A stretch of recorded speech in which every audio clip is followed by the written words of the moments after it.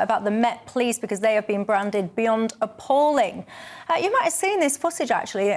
This is an officer. He threatened to arrest a Jewish man that was apparently trying to cross the road at a pro-Palestine march.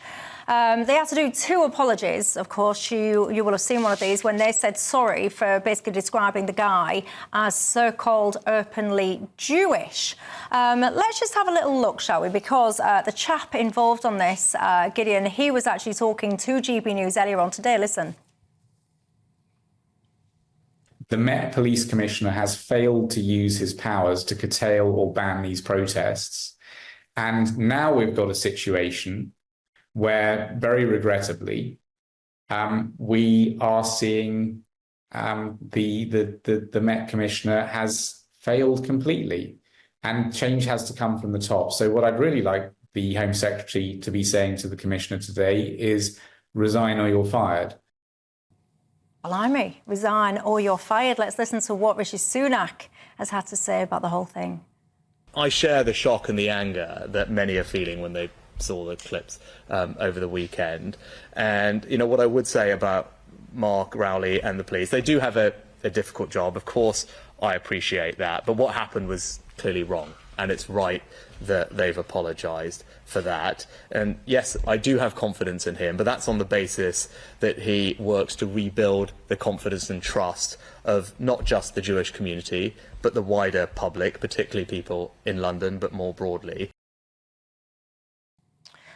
Where are you on all this, Alex? I don't, with the best will in the world, see how the Commissioner of the Met can now regain that trust that the Prime Minister spoke about. Look, he's right to acknowledge mistakes happen and officers on the front line face very difficult circumstances. But I think that it's not just difficult, it's been made impossible by their leadership. And I'm afraid I reached the position that I think the Commissioner of the Metropolitan Police should resign. Why? And so, first of all, week after week, our capital city has become a no-go area for some British people. And I think that is, parts of the capital city have become a no-go area for some people. And I think that's completely unacceptable.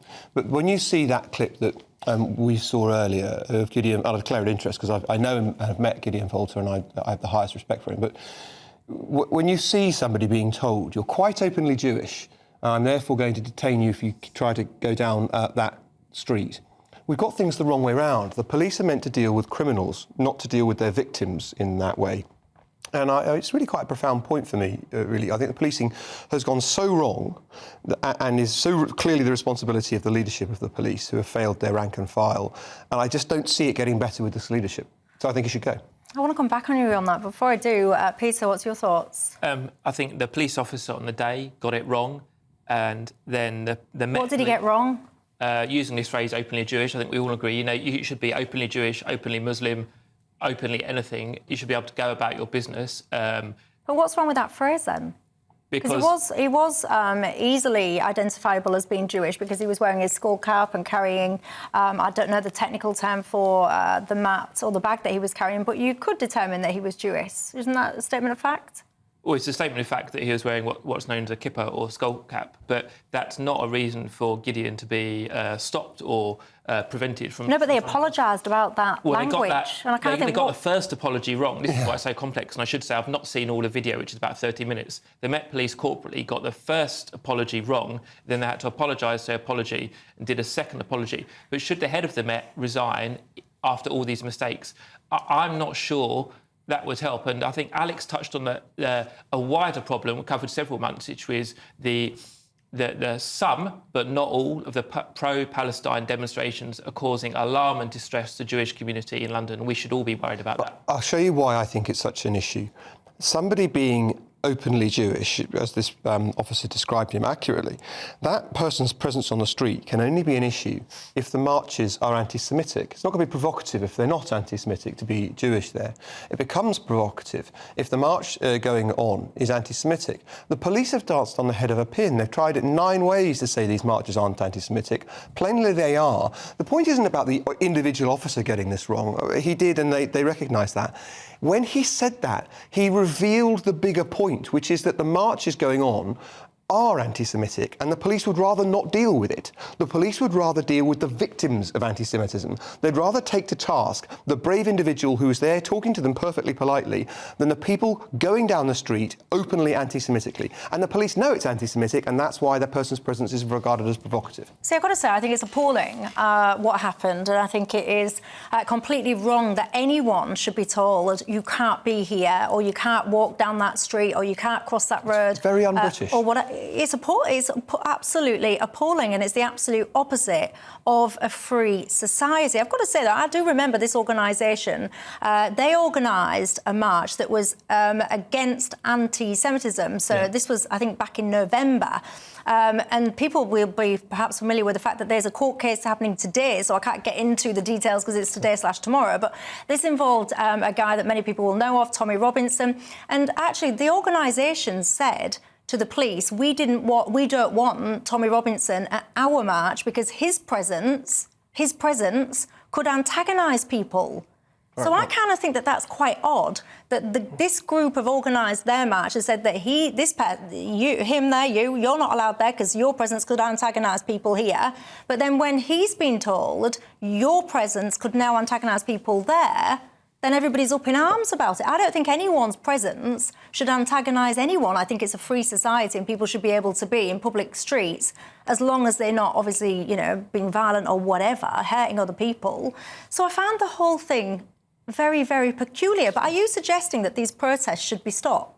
No, in extremis, yes, but the first thing, you don't have to go all the way to that immediately. I don't think they should happen in the same way anymore. And the first thing you can do is to have them curtailed, either in their route where they take place, the amount of time they're allowed to take in conducting their protest and so forth. The police could have said, from now on, you're going to protest in this area of Hyde Park or wherever. Here's your designated area that's not going to stop up the street, that means people can't go about their business walking down a street in England and not be able to do so for fear of their own safety and being stopped by the police supposedly for their own good and told they can't go there. That's not on in society. So I would explore the things you can do prior to outright ban. But in the end, if it's ban or have it going on as it is at the moment, yes, I'm afraid I'd ban them.